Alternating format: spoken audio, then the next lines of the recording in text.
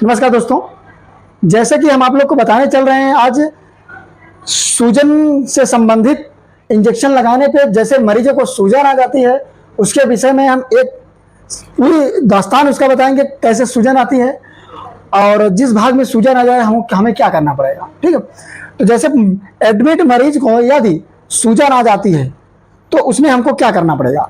पहले नंबर जैसे ये वेनफ्लान लगा यानी कैनुला जिसको बोलते हैं, लगाने के बाद में मरीज को यहाँ पर सूजन आ जाती है इंजेक्शन के। किसी का 1 दिन चलता है, किसी का 2 दिन चलता है, किसी का हफ्तों चलता है ना।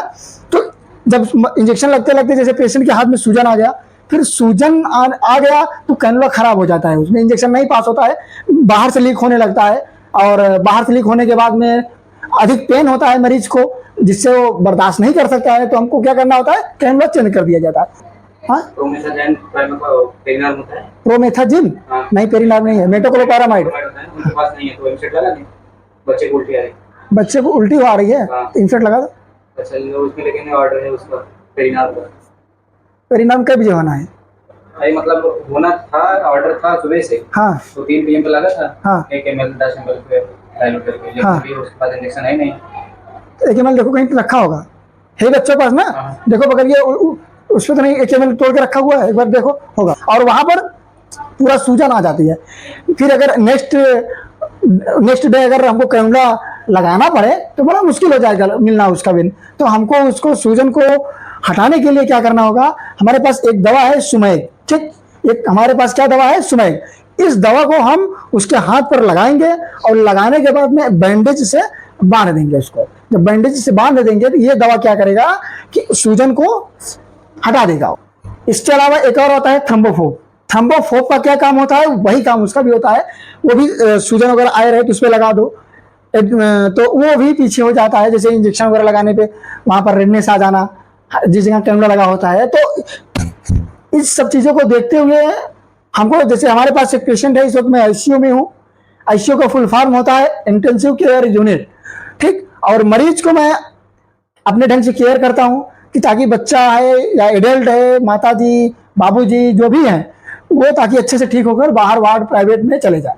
तो इससे क्या होगा कि हमारी भी क्रेडिट बनी रहेगी, हमारे हॉस्पिटल की क्रेडिट बनी रहेगी, हमारे डायरेक्टर की क्रेडिट बनी रहेगी कि फला हॉस्पिटल में जाते हैं मरीज ठीक हो जाते हैं, आईसीयू में बड़ी अच्छे से देख रेख होती है। तो ये सब देखते हुए हम मरीजों को बड़े ढंग से अच्छे तरीके से इसको करते हैं, इलाज करते हैं। तो जैसे ये सुमैग मैंने लिया हूँ हाथ में, अब मैं इस पेशेंट के जिस पार्ट में सूजन है, इस पेशेंट के जिस पार्ट में भी सूजन है, ठीक, जिस पार्ट, जैसे मैंने यहाँ पर कैनुला डाला था इस कल परसों नरसों डाला था, पर आज जो है वो खराब हो गया सूजन की वजह से। तो बच्चे को अधिक पेन हो रहा था, बच्चा चिल्ला रहा था और इंजेक्शन पुश करने पे जा नहीं रहा था, सब बाहर हो जा रहा था। तो हमें इंजेक्शन लगाने से कोई मतलब है नहीं फिर। ठीक है, तो जैसे कि ये सूजन को देखते हुए ये सूजन मैंने देखा तो हमने ये सोचा इस सूजन अगर नहीं हटेगा तो अगर अगला दिन कैनुला फिर से मुझे लगाना पड़ा तो हम किस में लगाएंगे। तो जब इसमें सूजन नहीं रहेगी तब तो लगाएंगे ना। और देखिए अब इसको हम सुमैग को लेंगे, जैसे सुमैग को लिया। ठीक, सुमैग को लेने के बाद अगर आपके पास ग्लव्स है तो ग्लव्स लगा लीजिए। ठीक है, जैसे हमारे पास अभी प्रेजेंट टाइम में ग्लव्स नहीं है, ठीक है ना। तो ग्लव्स नहीं है तो हम चलिए हम हाथ से ही लगा दे रहे हैं। फिलहाल ग्लव्स लगाना चाहिए क्योंकि कौन से मरीज को कौन सी बीमारी है, कौन सी बीमारी नहीं है, तो अपनी सेफ्टी खुद सुरक्षित रखना चाहिए। तो ग्लव्स भी लगा सकते हैं, ग्लव्स लगा के उसको लगा सकते हैं। अगर नहीं है तो अगर कटा पीटा कहीं नहीं है मरीज को, जैसे यहाँ पर कट पीट जाए तो आप ग्लव्स जरूर लगाइए क्योंकि उसमें आपको खतरा है। खतरे में कटे से संबंधित कई भी प्रकार की बीमारियां आपको उसके द्वारा हो सकती है। कटा पीटा नहीं है तो चलो ठीक है लगा दो, लेकिन कोशिश ये करिए आप लोग कि ग्लव्स पहनकर ही कोई काम करिए, चाहे वो वार्ड में हो, चाहे वो आईसीयू में हो, चाहे प्राइवेट रूम में हो, चाहे ओटी में हो, हॉस्पिटल से संबंधित कहीं भी किसी भी जगह आपकी ड्यूटी यदि लग रही है तो आप लोग ग्लव्स का इस्तेमाल जरूर करिए, मास्क का इस्तेमाल जरूर करिए।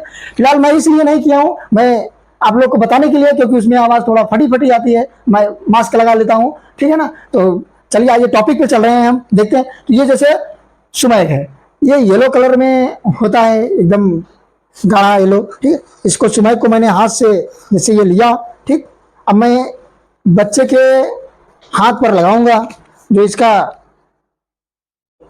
रेडियस और अल्ना है, देख रहे हैं, इसी तरीके बच्चे के हाथ में लगा देना है हम लोग को, जहां से जहां तक की सूजन है उसको पूरा कवर कर देना है हमको। ठीक है, देखिए बच्चे के हाथ से पूरा गद्दी से लेकर के पूरे यहाँ एल्बो तक पूरा सूजन से भरा हुआ है, देख रहे हैं आप लोग। तो ये सूजन जो है बहुत खराब चीज होती है, अगर ये पीछे नहीं हटा तो इसमें फोड़ा बन सकता है, इन्फेक्शन हो सकता है, तमाम प्रकार की चीज दिक्कतें होने लगेंगी ना, तो बाद में ये होगा कि केयर अच्छे से नहीं हुआ। तो ये सब हम लोग को करना होता है, मेडिकल फील्ड है भाई, तो देख रेख हमारा सबका काम है। तो देखिए मैंने ये 4 इंच का एक मैंने बैंडेज लिया है, एडल्ट ज्यादा है तो 6 इंच का बैंडेज से बांधिए, चाहे 1 से बांधिए चाहे 2 से बांधिए, अगर 1 से नहीं हो पा रहा है तो 2 से बांधिए। तो मैंने 4 इंच का बैंडेज लिया हुआ है, अब इस 4 इंच के बैंडेज से मैं इसको बांधूंगा। ठीक है, इसको चारों तरफ से लपेट देंगे जिससे कि ये सूजन 2 दिन के अंदर हट जाए। ठीक, तो देखिए दोस्तों ये मैंने लपेट रहा हूं बैंडेज पेशेंट को।